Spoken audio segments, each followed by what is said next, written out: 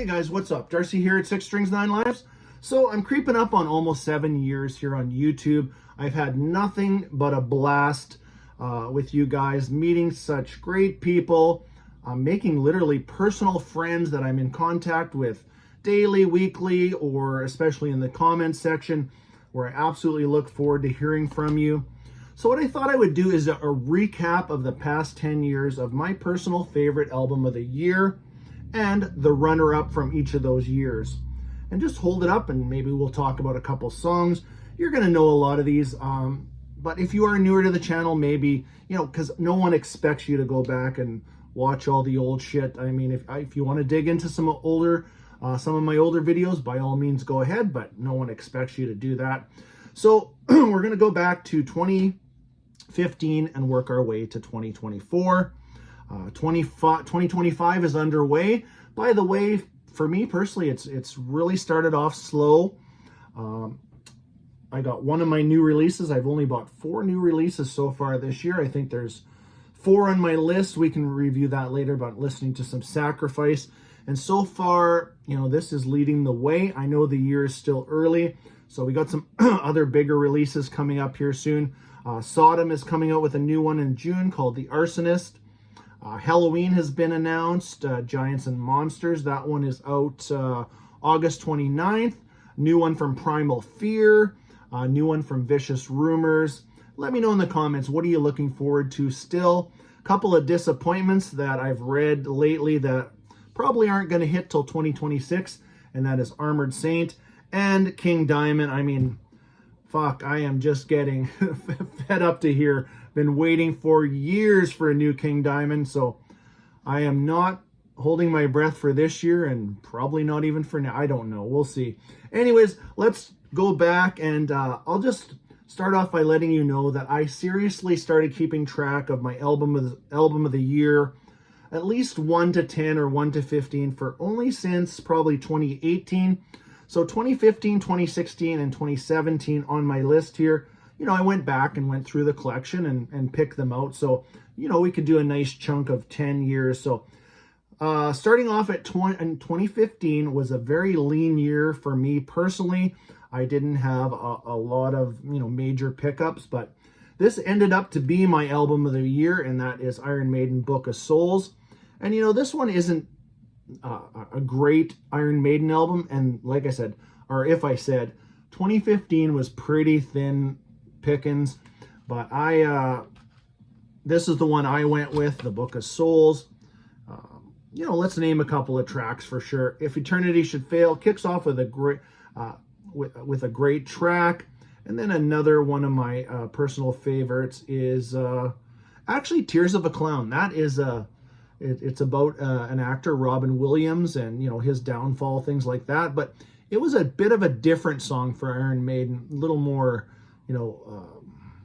loose, for lack of better words, but yeah, good track. But there was my album of the year, and I thought, what the hell is even going to be a runner-up from that year? Because this is actually, like I said, again, slim pickings that year, but this would have been my runner-up. This is Halloween, My God-Given Right, which is definitely in the bottom half as far as a ranking goes for Halloween albums. Not a total shit album for sure. But what happened after this? They kind of said, what? We got to do something different, and we got them all together. Pumpkins United, the self-titled from when did that come out? 2020, I forget, 2020, 2021, whatever. It doesn't matter. And we know the new one's coming out this year, which I am looking forward to big time. And judging by what's coming out and what's already out, I think that definitely could be a contender for album of the year. I mean, another one we're still hoping for since 2016 is Anthrax. So the one thing I wanted to throw in here, there's some bands that I've discovered after the fact. And no, if I would have known about this band back in 2015, this most likely, I'm going to tell you, it would have been my album of the year, and that is Cattle Decapitation, The Anthropocene Extinction. Now, with these guys, anything before, I think it was called The Monolith of Humanity that came out in 2012. This one, and then their newest 2 albums, Death Atlas and Terracite. That's all I listen to from these guys. I am not into the grindcore beginnings of this band. I just don't like it. Monolith is where they kind of started introducing these extra type of vocals from Travis Ryan. When I first heard Death Atlas, I seriously thought I was listening to 4 guys. Do they have 4 different vocalists, or at least 3? Because that's how it felt. And but then I backtrack and grab this album, and honestly, this is the best thing they've done. Death Atlas is awesome too. Terracite, great album too, but this is still my personal favorite. A couple tracks to check out: The Prophets of Loss. If you are a excuse me, Phil Anselmo fan, he's actually on that track. He has a kind of a talking part. Prophets of Loss, check that one out. And then my absolute favorite song on this album is called Not Suitable for Life. Love those different kind of vocals. But so this is the only one I'll show you that I discovered late, that this would have took over 2015 if like I said, if I would have known about the band back then. Okay, 2016, let's go with my album of the year from 2016. That is Death Angel, The Evil Divide. So this one is not quite sandwiched in between, what was it, 2012's Relentless Retribution, and then I think it was 2014, The Dream Calls for Blood, which are 2 albums that are part of what they called the Wolfpack trilogy, because after this one, their latest album since is called Humanicide, and that has the Wolfpack kind of theme on the cover too. But this one came in between, The Evil Divide. And I'd say out of the past 4 Death Angel albums, this one is definitely my favorite. It has, love this cover, by the way, too. That would make a pretty cool tattoo. But this is just the best that they've done in the past 4 albums as far as I'm concerned. And I love, I love the early Death Angel stuff too. Tracks to check out here. My deep track favorite on here is called It Can't Be This, but there's some great songs on here. Check out the track Lost. That's superb. So that is my album of the year of 2016. Runner up that year was Megadeth Dystopia, so second to last Megadeth album that's been released, and they're working on a new one too. I'm excited for that. Yet another new guitar player. So this is the first one that featured Kiko Lorello or Loreo, or however you say his last name. And then he did one more album. Now he's gone. But yeah, this was a great album. We had Chris Adler on drums. I read some stuff about Chris Adler. He's talking about his exit from Lamb of God and all that stuff. But he said it was pretty interesting working with Dave Mustaine, and it was all pretty positive stuff. But anyways, The Thread is a real great track too. And another one I would recommend on here is Fatal Illusion. But there's my runner-up from 2016. Moving on to 2017. This one, throughout this, I'm not going to bullshit you. Said I discovered these guys way back. I didn't. But since 2017 and my discovery of this album, Creator has literally taken me by storm. They've even, I went to their show this past, it was late last year, but fantastic. Got to see Creator for the very first time. But since 2017, I guess you'd say I went fucking bananas on collecting Creator stuff. I love the band.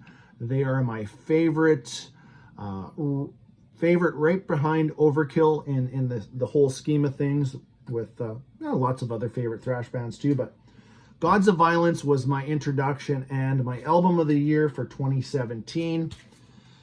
This cover is the European cover, I believe, which is definitely the favorite of the 2 covers for me. But I am a fan of the melodic, kind of arena, like Hail to the Hordes. That's the first song that I ever heard. I shouldn't say ever heard of Creator, but the one that sunk in, and got me to really start investigating this band, and with the help of you guys through the years with, you know, watching people's videos and people recommending things to me too. But yeah, I just went nuts for this band and this album. Hail to the Hordes, love that track. And the title track, Gods of Violence, is just, it's a showcase of their newer guitar player, but he's been around for 25 years already, or 24 years, Sammy.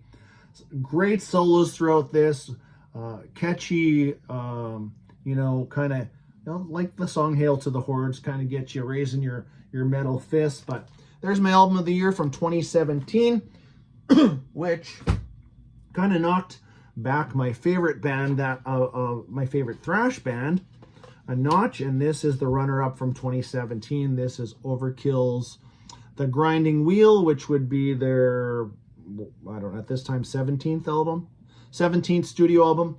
Originally, this was supposed to come out in the tail end of 2016, but there was some delays and some things they wanted to finish up.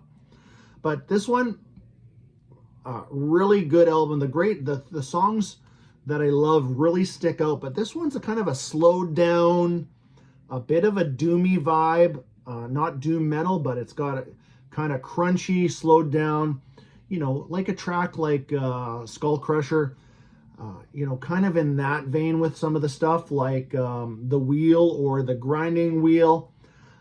Tracks that I love on this, where is Mean Green Killing Machine, great track.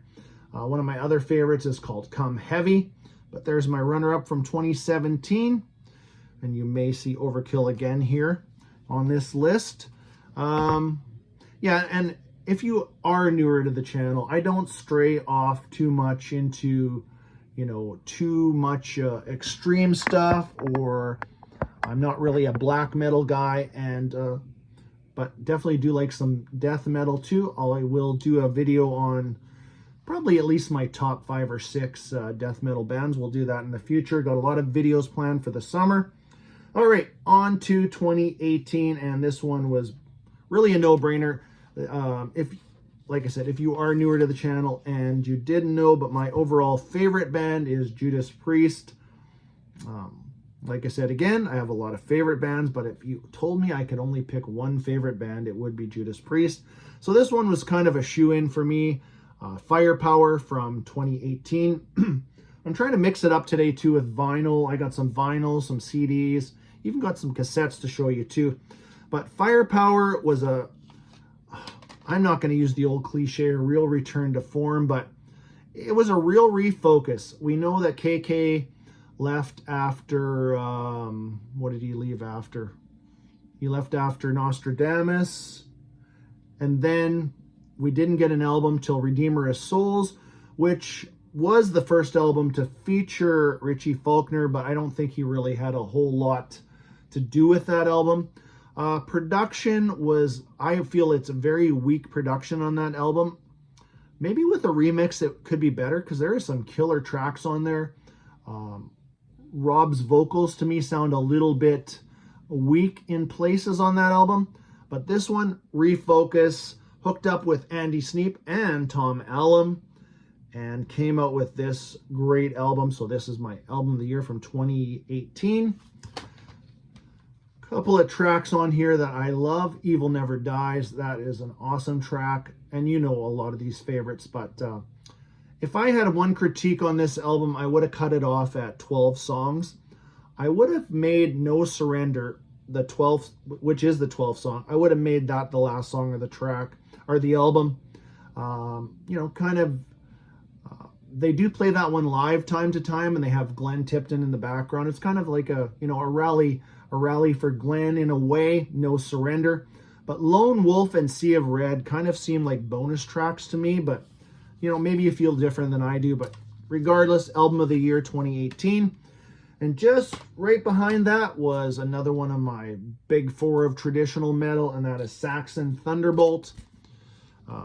Bit of a glare here. I got lazy and I didn't take off these sleeves, but you can see this, I'm sure, good enough.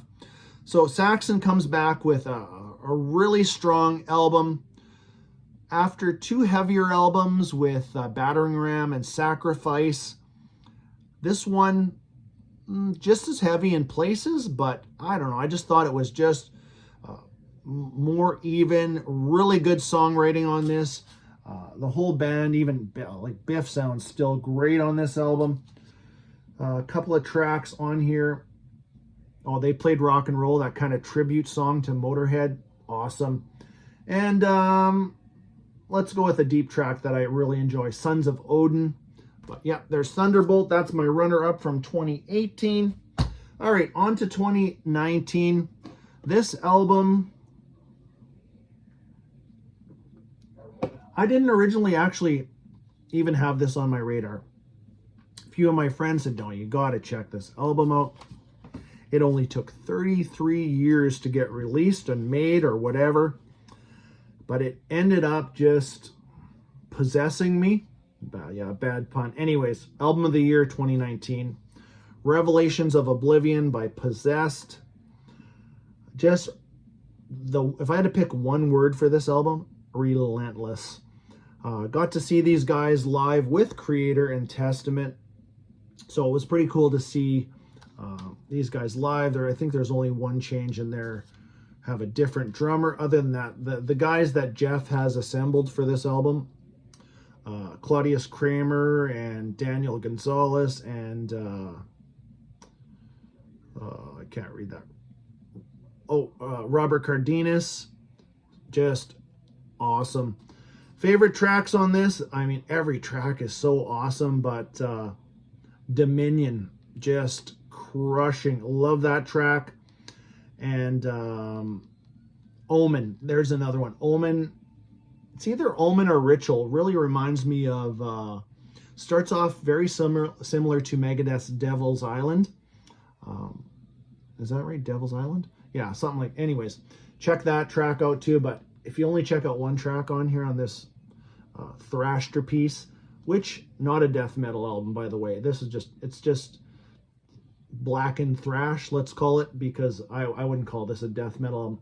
Check out Dominion. But all right, and then the runner up for 2019, again, kind of kicked Overkill to the curb. This is runner up from 2019, The Wings of War. So this is the first one to feature Jason Bittner on drums, and he only, he lasted 2 albums, this one and the newest one, Scorched.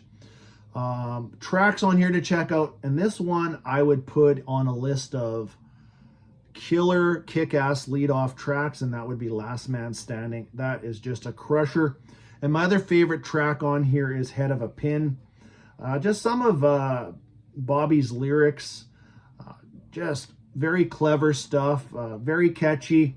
But there is my runner-up from 2019, Overkill, The Wings of War. Moving on to 2020, album of the year for 2020. Lots of shit went down in 2020. Everything went down in 2020, but there is still some really good music in 2020. And one of them, my album of the year, is Testament, Titans of Creation. So we know that Testament's working on a new album. That's one on my list that I'm really looking forward to. If I was predicting right now, I'd say probably you'll see an October release with the New Testament for sure. But out of the past 4 albums since, reforming for the Formation of Damnation, this would be my second favorite, right behind the Formation of Damnation. I think it was about a week ago, I listened to Dark Roots of Earth and Brotherhood of the Snake. Brotherhood of the Snake being the weakest of the 4. Lyrically, I would say lyrically or song title challenged in some of those. I mean, there's shit on there like, is it Blackjack or Born in a Rut? Just not good. But this one had really good variety in definitely my opinion, of course. But, even a track like, for example, City of Angels, which was not normal everyday Testament of the past 4 albums. City of Angels, great track. But there is lots of great tracks on here. The Healers, World War III. But there it is, album of the year 2020 from 2020, Titans of Creation from Testament. And my runner-up that year is Sodom, Genesis 19. What sticks out on this album besides this awesome artwork, which I think for 2020, this would have been up there with album artwork of the year for sure. But the other thing that sticks out for me is the production. It's very old school analog sounding, which I like. It's a little bit dry in places, but it's not super polished like a lot of the newer thrash. But there's my runner-up from 2020. Moving on to 2021, album of the year. I would say this was a bit of a surprise. Not a complete surprise, but just a second here. 2020. Let's make sure we got everything here. So 2021, a little bit of a surprise, but when this album came along, I was like, oh shit, this has to be my album of the year. And that is Todd La Torre, Rejoice in the Suffering. This thing is just killer top to bottom. You know Todd La Torre as the vocalist of Queensryche now for the past 4 albums or so. But this was released on Rat Pack Records. I think overseas it was released on Reaper Entertainment. But if you take this album, the first 10 tracks, there's some bonus stuff on here, which is a little bit different feel than what this is. But man, this is just a pure metal album. Todd, with Queensryche, he really sticks, closer to trying to emulate Jeff, what Jeff did over the years, and try to stick close to those songs, their original stuff.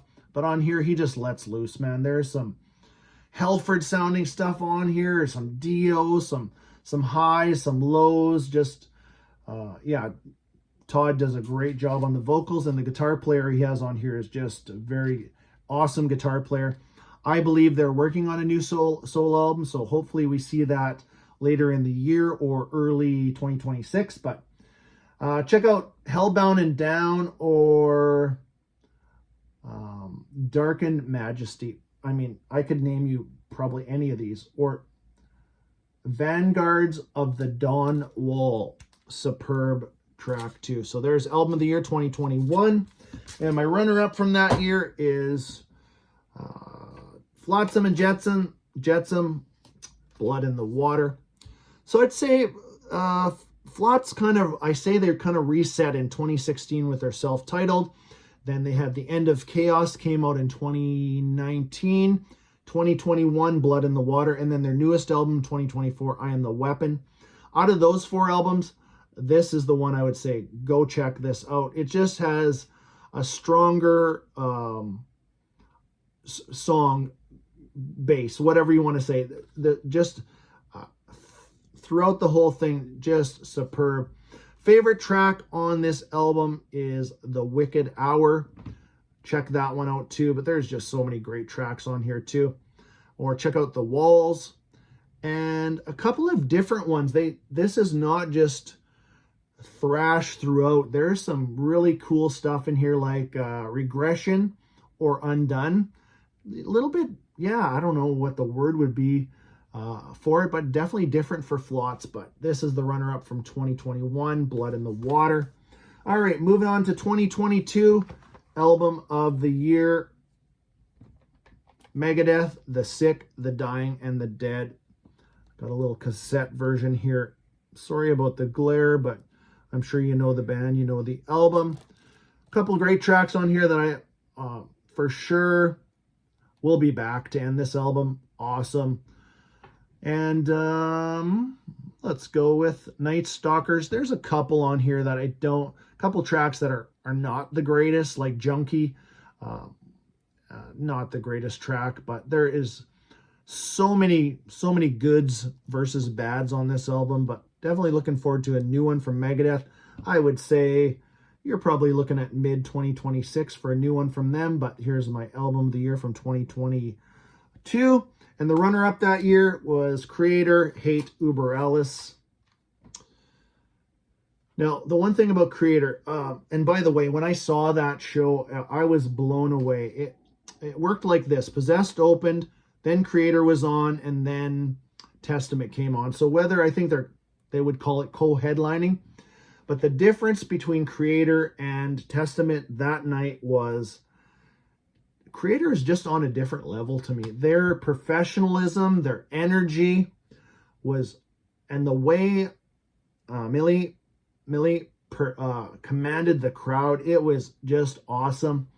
I've seen Testament several times. This time would be, I don't know, they were kind of dead from the ass up. They just kind of felt like they were going through the motions.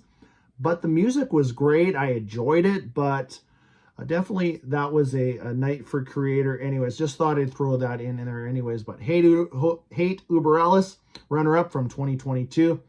Love the Creator has most of their albums kick off with a bang, which they have a little intro and then right into Hate Uber Alles. And Conquer and Destroy would be another song that I like, but runner-up from that year. So where are we at? 2023. Now, I don't have a pile of newer bands in my collection, but there's one band that absolutely stuck with me, and I can't see this band going anywhere, and it made it all the way to the top in 2023 on his third album. This is Hellripper, Warlocks Grim, and Withered Hags. And with, like I said, this is third album, and then we got a compilation, or kind of a compilation to start, and an EP. But this one, basically, if you're into Hellripper, this is everything that James McBain has done, only better. It's a longer album. His earlier stuff is only, in the 27 to 32 minute range. I think this is 41 or 45 minutes. I don't remember exactly, but yeah, this one came out early 2023 and kind of just stayed at the top the whole year for me. Tracks, anything on here, man, this is just it's just like throwing darts. Let's go with the title track. The title track, Warlocks Grim and Withered Hags. Little bit of a longer song, but it has everything in it. And when you listen to it, you'll know what I mean about everything. The Cursed Carrion Crown, another great track too, also. But yeah, anything on here. Definitely looking forward to a new one from Hellripper. And if I was betting again, I would say you will see that probably mid to late 2026, I would say. James is definitely thorough at what he's doing. So what do we have for a runner-up that year? We had, right here, sorry. 2023's runner-up, again, for the third time in this video, Overkill takes second place. Nothing wrong with that, but here is Scorched. So this is, I would say, out of the past three albums with The Grinding Wheel, what else did we have? The Grinding Wheel and The Wings of War. And then this one. This one's got more variety on it. They did some stuff on here that I haven't heard them do at all, which would be a song like Fever. Check that track out too. Even Blitz's voice even almost sounds like, some Aussie in there. Very cool. The title track. The first song they released from this album is The Surgeon. And what I like about this one, the production was a little bit stripped back compared to the last handful of albums, probably since 2010. But Scorched, my runner-up. And then finally wrapping up with 2024. And this one was held number one all year long. There wasn't much debate on that one, and that's Judas Priest, Invincible Shield. From the, right from Panic, I can't even say it, Panic Attack. Maybe I'm having a panic attack. But yeah, right through that to another one of my favorites, Gates of Hell. To, where is it? Crown of Horns, Trial by Fire. Just superb. Just love it. Hope Judas Priest can, I think they got one more album in them. End the career with, 20 studio albums would be awesome. And my runner-up, this is kind of similar to 2018, but my runner-up from that year is Saxon, Hellfire and Damnation. Another great one from Saxon. I would say, yeah, this one would be a touch of a step up from Thunderbolt, and definitely a step up from Carpe Diem, which came out in 2022. I think it was 2022. That one was a little more stripped back than, it's just not as much what I would say metal as Thunderbolt. And then this one, that Carpe Diem would have reminded me more like an album they did a few years back called Call to Arms, similar to that. But anyways, there's my runner-up from 2024. And, you know, onward and upward to 2025. Like I said, I haven't picked up a lot of new releases, but I'm still hoping for some great albums to come out. So hope you enjoyed that recap. And again, if you are newer to the channel, welcome. And if you're one of the usual suspects, welcome to you too. Hope you enjoyed that one. Until next time, stay heavy.